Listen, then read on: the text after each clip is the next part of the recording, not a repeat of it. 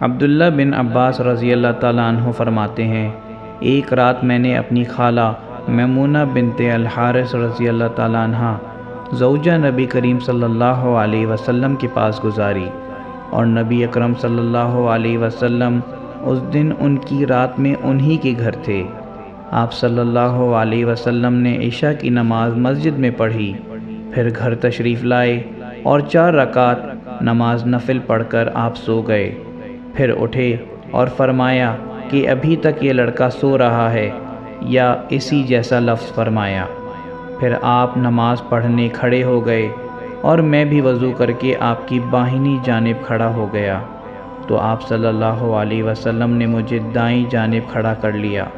تب آپ صلی اللہ علیہ وسلم نے 5 رکعت پڑھیں، پھر 2 پڑھیں، پھر آپ صلی اللہ علیہ وسلم سو گئے، یہاں تک کہ میں نے آپ صلی اللہ علیہ وسلم کے خراٹے کی آواز سنی۔ پھر آپ کھڑے ہو کر نماز کے لیے باہر تشریف لے آئے۔